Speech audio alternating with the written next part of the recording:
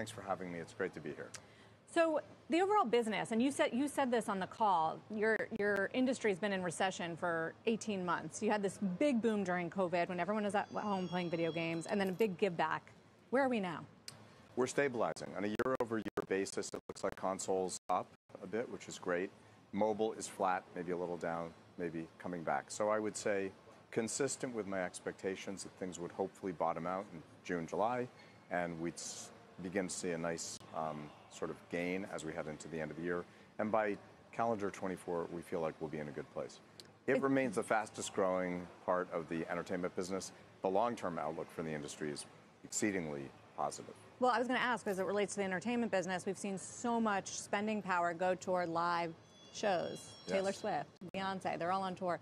That's what people want right now. Is that coming at the expense of video games? I think that's in a time like this, when inflation means that the stuff you need is more expensive, you have to be more selective with your spending, and that's taken a toll on digital entertainment you can consume at home.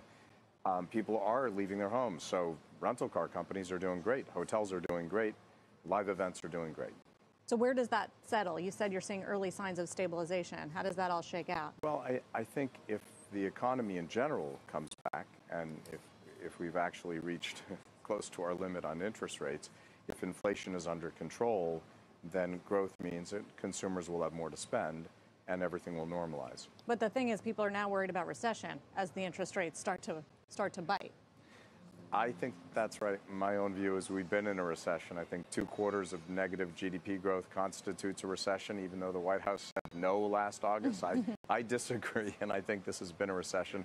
And so I think we're in for a soft landing, personally. It's a pretty nice feeling recession. Hasn't really been that hard, if you're right. It didn't feel great for us, honestly. I mean, it certainly didn't feel great for our industry. I mean, it was the first time the mobile business was down in its history. And you're right, Sarah, we did enjoy this big growth during the pandemic, and obviously it's a terribly tragic time. It did benefit industries like ours. I did say during the pandemic that we expected post-pandemic demand would be greater than 2019, but lower than what happened.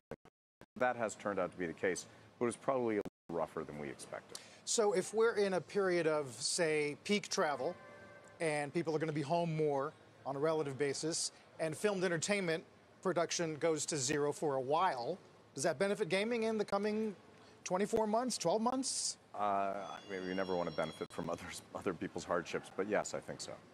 Yeah. I think we're well positioned. And that's without regard to the strike. Right. Strauss, I mean, a lot of your investors, at least when I talk to them, they want, when's the ship date for Grand Theft Auto? That's the first question. So when is it?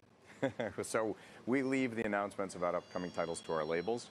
And we have said we have a very robust pipeline of titles, and we have a great outlook for fiscal 25, where we've reiterated our belief that we'll generate about $8 billion in net bookings and over $1 billion in adjusted operating cash flow.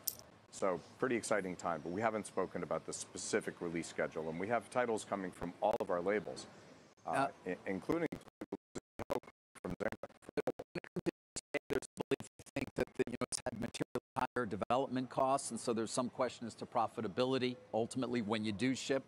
How do you answer that? The Grand Theft Auto franchise is perhaps the most profitable franchise in the history of entertainment.